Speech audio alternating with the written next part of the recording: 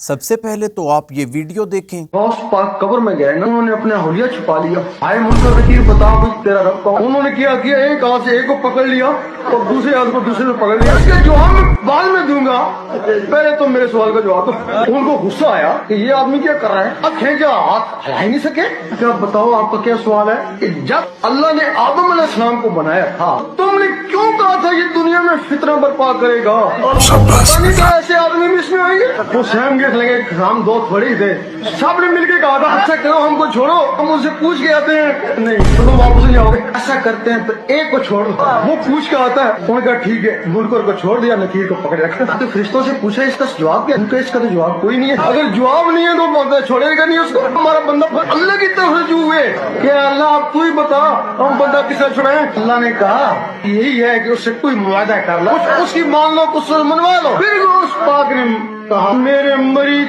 बगैर हिसाब किताब के जन्नत में जाए। दोस्तों वीडियो आपने देखी है, पहले तो ये और कहानी पेश करते थे, अब इन्होंने एक और नई कहानी गढ़ी है क्योंकि वो कहानी 20-30 साल पुरानी हो चुकी है। अब नई कहानी की ज़रूरत थी। पहली कहानी तो कुछ यूं थी कि जब शेख अब्दुल कादर जिलानी के पास कब्र में फरिश्ते आए तो फरिश्तों ने सलाम न किया और आकर सवालात करने शुरू कर दिए। तो शेख अब्दुल कादर जिलानी ने कहा कि तुम्हें तमीज़ नहीं है, मुसलमान को पहले सलाम किया जाता है, पहले जाओ और फिर दोबारा आकर मुझे सलाम करो, उसके बाद कोई सवाल करना। अब उस कहानी को 20-30 साल गुजर चुके हैं, अब एक नई कहानी की ज़रूरत थी तो इन्होंने एक नई कहानी गढ़ी है कि अब शेख अब्दुल कादर जिलानी के पास जब फरिश्ते आए तो शेख अब्दुल कादर जिलानी से उनका ये मुआहदा हो गया कि मेरा जो भी मुरीद फौत हो जाएगा और वो कब्र में चला जाएगा तो क़यामत तक उससे कोई सवाल जवाब नहीं किया जाएगा और उससे बग़ैर हिसाब किताब के जन्नत में दाखिल कर दिया जाएगा।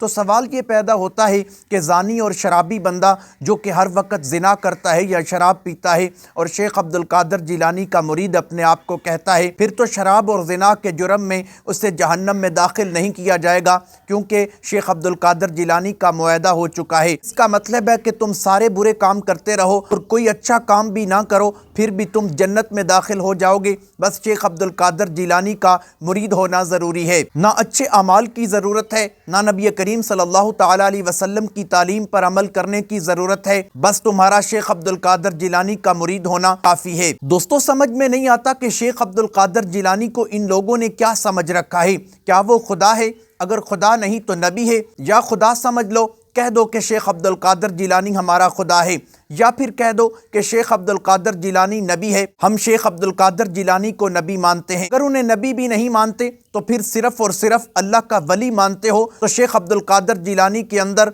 नबियों वाली सिफ़ात क्यों मान लेते हो? शेख अब्दुल कादर जिलानी के अंदर अल्लाह ताला की सिफ़ात क्यों मान लेते हो? वलियों के औसाफ अलग होते हैं, अल्लाह ताला की सिफ़ात अलग हैं और नबियों की सिफ़ात अलग हैं, लेकिन इन लोगों ने शेख अब्दुल कादर जिलानी का रुतबा नबियों से भी बढ़ा कर रख दिया है और अल्लाह ताला से भी बढ़ा कर रख दिया है। शेख अब्दुल कादर जिलानी फरिश्तों की भी बेइज्जती करते हैं, अल्लाह ताला से भी झगड़ते हैं। तो शेख अब्दुल कादर जिलानी के सबसे बड़े गुस्ताख ये लोग हैं जो उन पर तरह तरह की इल्ज़ाम तराशियां करते हैं। तो दोस्तों ये कहानी बाज सादा लोग किस्म के लोगों को गुमराह कर रहे हैं, इसके अलावा इनका कोई काम नहीं है। अब चलते हैं अगली वीडियो की तरफ कि जिसमें अमीनुल कादरी बाबों की शान बयान करते हुए कहता है हमारे बाबे कुत्ते, बिल्लियां, तोते और घोड़ों को भी वली बना देते हैं।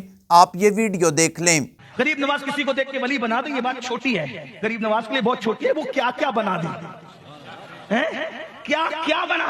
अरे मेरे मखदूम जो इनके गुलाम है ना, मखदूम अशरफ जहांगीर सिमनानी, उन्होंने उनके दरवाजे पर रहने वाले मिट्ठू को हाफिज कुरान बनाया था। हाँ, इनका गुलाम है ना मेरा मुर्शिद, मेरा मखदूम, तोते को हाफिज कुरान बनाया। बिल्ली को इतनी मार्फत दे दी जितना 1857 के बाद वाले मुल्लों को मार्फत नहीं है।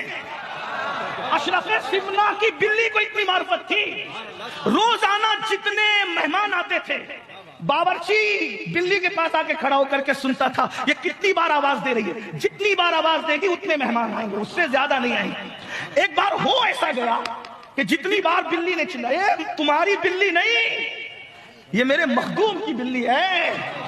मैं मानता हूं कि लोगों को ये बात हजम नहीं होगी, लेकिन अहले बिदअत से मैं कहना भी नहीं चाहता, मैं तो अहले सुन्नत से कहना चाहता हूं। मैं तो मुखातिब हूं इस मजमे से, ये तुम्हारी बिल्ली नहीं है, جو تم نے پرشین بلیاں پال رکھی ہے تو شرم کی بات ہے، ماں کو روٹی کے ٹکڑے کو ترساتے ہو اور بلی کے لیے مول سے کھانا لاتے ہو۔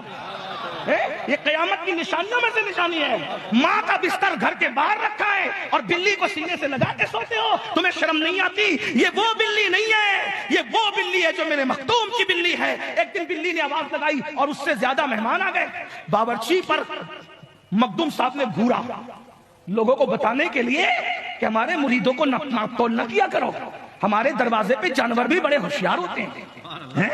مخدوم صاحب نے باورچی کو گھورا، روٹی کم پکائی، اور سرکار میرا کیا قصور ہے؟ یہ بلی کو جو اپنی ڈیوٹی دے رکھی تھی جتنا چلائے گی اتنے مہمان آئیں گے، ایک زیادہ آیا۔ مخدوم صاحب نے کہا تو نے گڑبڑ کی بلی؟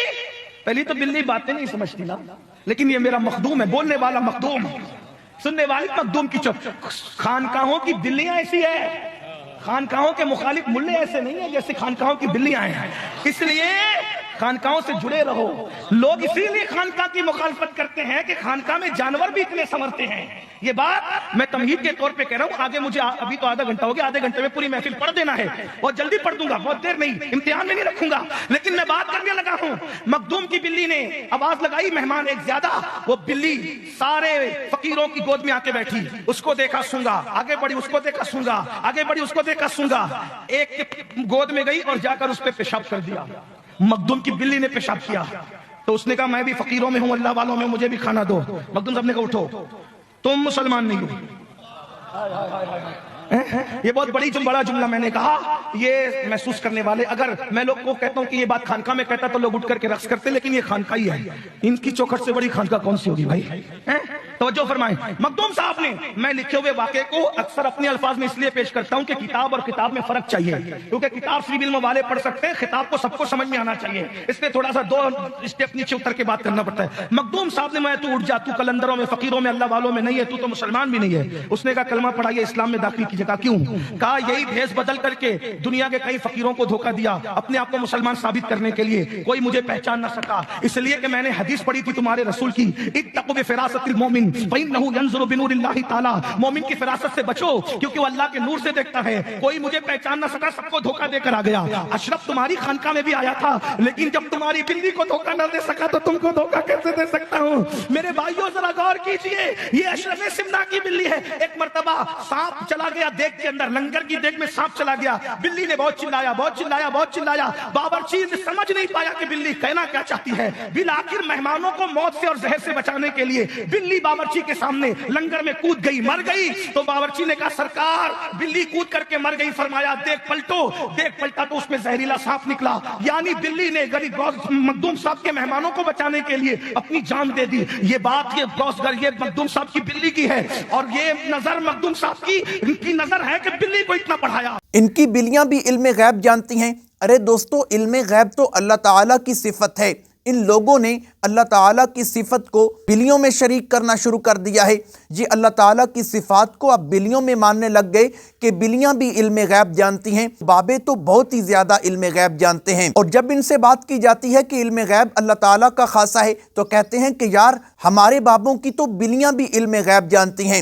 ادھر سے کبھی کہتے ہیں کہ بابا جی نے طوطے کو حافظ قرآن بنا دیا، اور اس کے علاوہ کہا جا رہا ہے کہ بلی نے کھانے میں چھلانگ لگا دی تو اس کھانے میں کوئی زہریلا جانور موجود تھا، یعنی کہ ان کی بلیاں بھی علم غیب جانتی ہیں۔ یعنی کہ یہ کہنا چاہتے ہیں جن جانوروں کی نسبت بھی ہمارے بابوں کے ساتھ ہو جائے وہ جانور بھی اللہ کے ولی بن جاتے ہیں، وہ جانور بھی علم غیب جان لیتے ہیں۔ تو یہ سارے کا سارا مذہب اور ان کی بنیاد ہی اس بات پر ہے، ان کی دعوت ہی یہی ہے، نہ قرآن پڑھنے کی ضرورت ہے، نہ نبی کریم صلی اللہ علیہ وسلم کی حدیث کی ضرورت ہے، نہ سنت کی ضرورت ہے، صرف اور صرف تم ہمارے بابوں کا دامن تھام لو، جنت تمہاری ہے۔ خدارا ان بے شرموں سے اپنی جان چھڑا لیجئے، ایسے کہانی باز ملاؤں ایمان کے ڈاکوؤں سے اپنی جان چھڑا لیجئے، خود قرآن و سنت کا مطالعہ کیجئے۔ اللہ تعالی ہمیں قرآن و سنت پر چلنے کی توفیق عطا فرمائے۔ امید کرتا ہوں آج کی ویڈیو اچھی لگی ہوگی، اگر اچھی لگی ہے ویڈیو کو لائک کریں، شیئر کریں، چینل کو سبسکرائب کریں۔ ملتے ہیں ایک نئی ویڈیو کے ساتھ، تب تک کے لیے اللہ حافظ۔